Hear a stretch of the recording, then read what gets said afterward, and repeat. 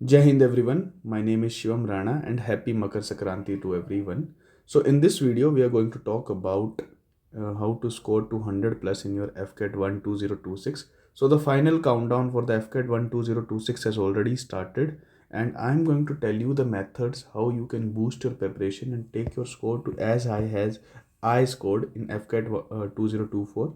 I was All India rank 18 in FCAT 2024 and in today's video I'm going to tell you how you can score 200 plus score right even if अगर तुमने अभी तक कुछ भी नहीं करा है ना and you follow the strategy there are chances that you'll get through the cut off taking no action will take you nowhere but taking some action will take you somewhere at least right अगर action नहीं लोगे तो पक्का ही failure है but action लोगे तो शायद फेलियर हो शायद सक्सेस हो तो ट्राई करने में कुछ नहीं जाता है this is a 20 days plan and जो पढ़ चुके हैं उनके लिए तो डेफिनेटली है ना जो थोड़ा थोड़ा जिन्होंने पढ़ा उनके लिए definitely they must follow it so I am not going to waste your time as you all have already very limited time and you have just 15 to 20 days for your upcoming FCAT examination. Just to give an overview of the marking scheme, see, in your FCAT total questions are there 100 and total marks 300. Each correct answer gives you 3 marks and for each incorrect answer 1 marks will be deducted. There are no marks for unattempted answers. तो अगर तुम question छोड़ दोगे तो उसके ना marks मिलेंगे ना कम होंगे इस सब का तुम्हें पता होगा right. There are 4 subjects. The first subject is general awareness, the second subject is verbal ability in English, the third subject is numerical ability. Numerical ability तुम्हारी मेट्रिकुलेशन लेवल तक की आती है बाकी सब तुम्हारा जनरल अवेयरनेस हो गया ये सब तुम्हारा ग्रेजुएशन लेवल तक का आता है. रीजनिंग एंड मिलिट्री एप्टीट्यूड आता है. तो ये 4 सब्जेक्ट है तुम्हारे ठीक है.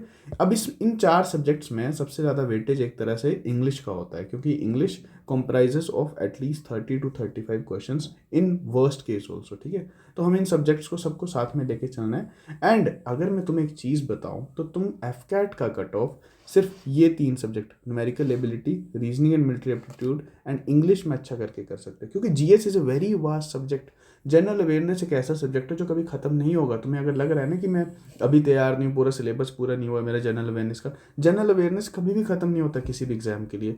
हमें कट ऑफ तो इन्हीं 3 सब्जेक्ट्स में निकालना है ये जो मैंने बताया. General awareness is there to boost your rank ठीक है. यहाँ तक तुम्हारा कट ऑफ इन 3 सब्जेक्ट्स में निकल जाना चाहिए. जनरल अवेयरनेस से तो सिर्फ रैंक बूस्ट होगा right. Now FCAT examination, as you all know, it is passed to class 1 gazetted officer. You will be inducted as flying officer in Indian Air Force, which is a very prestigious rank, right? Class 1 officer का rank है ये. 200 plus score और एक decent marks in SSB will bring an all India rank under 50. Believe me, all India rank 50 से नीचे लानी है तो 200 plus score और decent marks भी होंगे SSB में. You will definitely get all India rank under 50, which itself is a honor and prestige. पहली चीज़, do not panic. I know बहुत कम दिन बचे हैं. Please stick to single source only and only. एक ही सोर्स से तुमने स्टिक करना है. ज़्यादा सोर्सेज पे इस वक्त पढ़ोगे तो तुम कुछ भी नहीं कर पाओगे. कहते हैं ना jack of all trades master of none. तो ज़्यादा सोर्सेज में तुम खुद को कंफ्यूज कर लोगे इस टाइम पे. तो एक ही सोर्सेज, कोई भी रेफरेंस बुक पकड़ लो. लेटर से मैंने आर्यंत और दिशा वगैरह की पकड़ी थी, तुम दिशा की पकड़ लो. कोई सी भी रेफरेंस बुक पकड़ लो. दिशा की एफकेट गाइड मेरे इंस्टाग्राम पे जाके देख सकते हो, डिस्काउंट भी मिल जाएगा उस पर ठीक है. नाउ कूपन लगा लेना यार दिशा की, मैं बता ही देता हूँ. Let us do some promotion to Shivam sir 18. Disha की वेबसाइट पे जाके खरीदोगे ठीक ठाक डिस्काउंट मिलेगा इस बुक पे ठीक है. Now talking about numerical ability, सबसे पहले न्यूमेरिकल एबिलिटी की बात करते हैं. You have to divide, you have to multifurcate the subjects, trifurcate the subjects into well studied chapters. जो चैप्टर्स तुमने ढंग से पढ़ लिए हैं, जो चैप्टर्स डाउटफुल हैं राइट, एंड जो चैप्टर्स तुमने अभी तक ज़रा भी नहीं पढ़े. अब जो चैप्टर्स तुमने ढंग से पढ़ लिए हैं उनके 20 PYQs करो जो पिछले 3 या 4 साल में आए. हर चैप्टर के जल्दी से निपटाओ इन्हें 5-6 घंटे में. हर चैप्टर के अगर हार्डली 10 चैप्टर भी होंगे और 20 PYQs तुम्हें करने होंगे तो इट इज़ 200 PYQs. तुम बहुत जल्दी कर सकते हो. 5 से 6 घंटे में सारा निपटाओ. जो डाउटफुल चैप्टर है उनके तुम्हें जिस कंसेप्ट में डाउट है और वो कंसेप्ट पेपर में आता हो उस कंसेप्ट को तुम पढ़ो, एक बार उसकी थ्योरी पढ़ो और फिर जाके उस चैप्टर के 20 PYQs करो. एंड जो चैप्टर तुमने अभी तक बिल्कुल भी नहीं पढ़े हैं उसमें से हाई ROI चैप्टर्स की थ्योरी पढ़ो. जैसे कि अरिथमेटिक, अरिथमेटिक हाई ROI है. अरिथमेटिक का हर चैप्टर लिंक्ड होता है. टाइम एंड डिस्टेंस कहीं ना कहीं तुम्हारा वर्क एंड टाइम से भी लिंक हो जाएगा राइट. तो ये सारे के सारे चैप्टर एक तरह से ना साथ साथ में चलते हैं, कैलकुलेटिव होते हैं सारे के सारे. Arithmetic has a very high return of investment right. अब जैसे ही तुम्हारा ये काम हो जाए 1 से 2 दिन में, वैसे ही give 10 sectional mock test. This is very important. 10 sectional mock test दो, टेक्स्ट बुक पे दे दो, मैंने तो टेक्स्ट बुक पे दिए थे।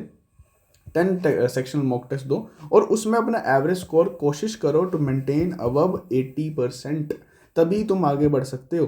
तो ये 3 हिस्सों में चैप्टर्स को बांट दो। तुम्हें पता है ये वाला चैप्टर मैं कर चुका हूँ, मुझे सिर्फ क्वेश्चंस करने, इस वाले में कुछ थ्योरी पार्ट करना है मेरे को, और इसमें मेरे को सभी चैप्टर्स नहीं करने, अभी टाइम नहीं है इतना, मेरे को सिर्फ वो चैप्टर करने हैं जिनसे हाई ROI मिल रहा है मुझे, राइट। एंड मुझे उनकी क्वेश्चंस करने, हर किसी के 20 PYQ करने हैं लास्ट के 3-4 साल के, और फिर सेक्शनल मॉक टेस्ट देने हैं।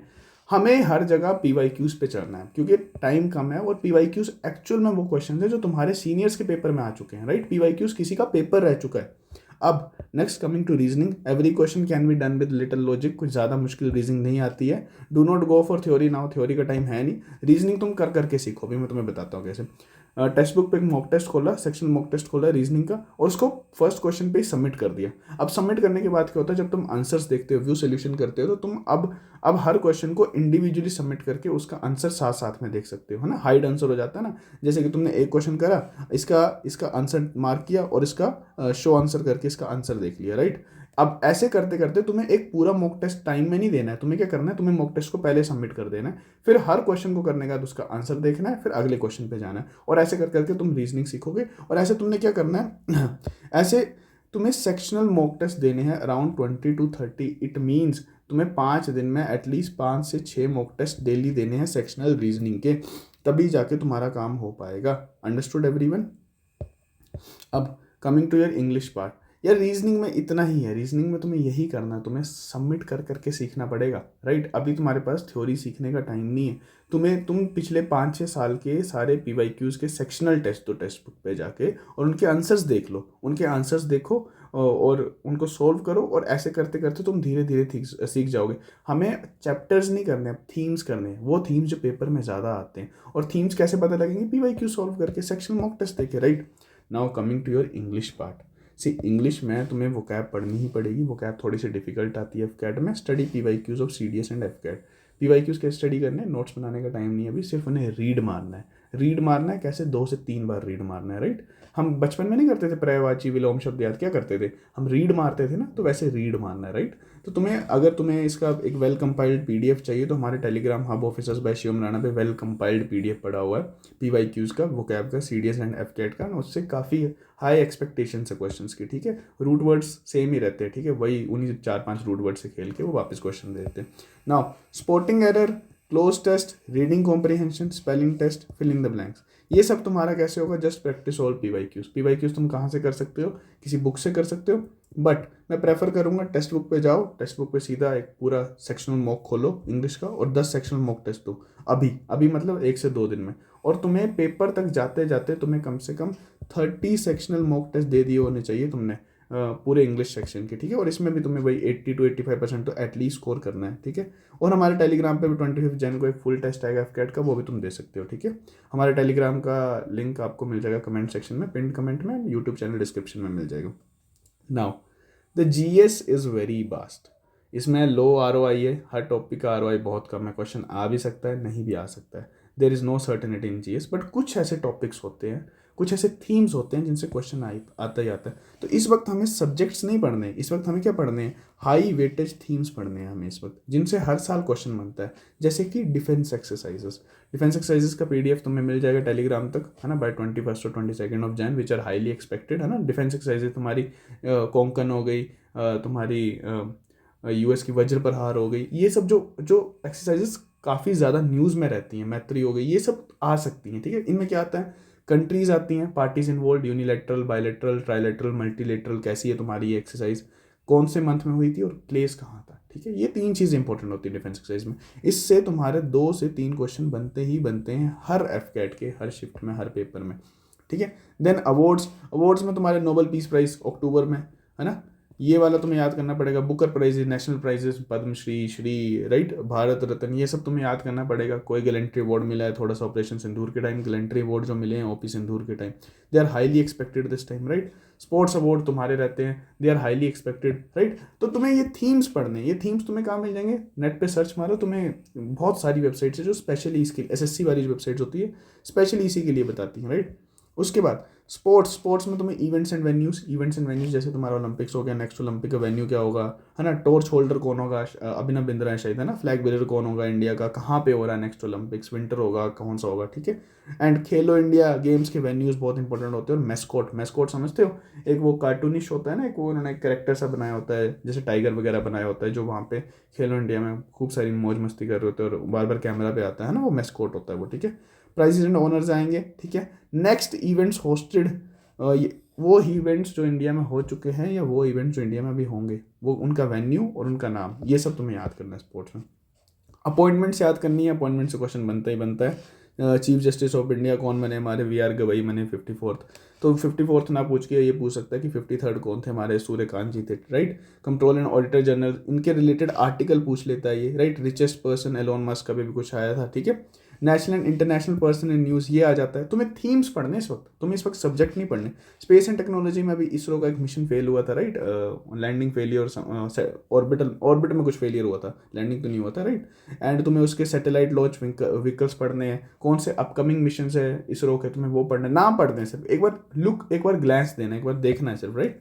समिट्स पढ़ने तुम्हें, G20 समिट हो गया, कहाँ पे हुआ था, इंडिया कौन सा समिट अभी होस्ट करने वाला है, ब्रिक्स का होने वाला है कभी, राइट। तो तुम्हें ये सब पढ़ना है, कहाँ पे होगा, वेन्यू, मंथ, प्लेस, तुम्हें समझ रहे हो मेरी बात, तुम्हें सिर्फ थीम्स पढ़ना इस वक्त, थीम्स पे ध्यान देना, do not worry about the subjects any more, right.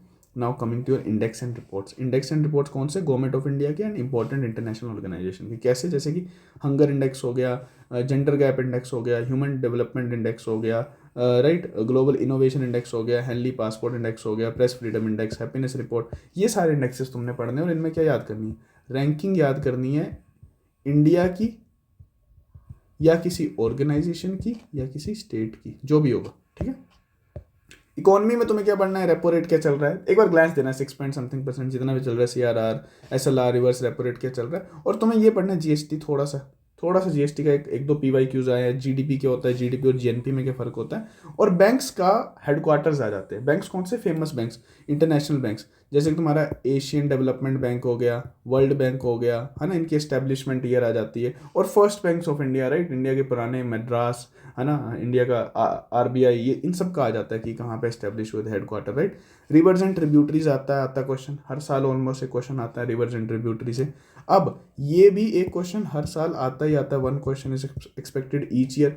Indian air force का मोटो, रेजिंग डे और एक एयरक्राफ्ट टाइप, ये वाला बहुत इंपॉर्टेंट है। कुछ एयरक्राफ्ट होते हैं ना, जैसे तुम्हारा सुखोई 8S फाइटर, राइट, जैसे तुम्हारा C30 है, जैसे तुम्हारा C17 है ना, ये सब के सब एयरक्राफ्ट, ये सब के सब तुम्हारे कार्गो शिप्स है। ग्लोब मास्टर हो गया तुम्हारा, IL-76 हो गया तुम्हारा, ठीक है। तो तुम्हें ये सब पता होने चाहिए, राइट। अगर तुम्हें ये सब पता होंगे तो यहाँ पे भी तुम एक क्वेश्चन ईजिली बना पाओगे। तो ऐसे करके तुम GS में भी 8 से 10 क्वेश्चन प्रिडिक्ट कर सकते हो, 8 to 10 क्वेश्चन अगर तुम GS में प्रिडिक्ट कर लोगे, एंड रेस्ट बाकी जगह भी तुम अगर 80 to 90% स्कोर करते, ऑन एन एवरेज 80 to 90% भी अगर तुम स्कोर करके चलोगे, राइट।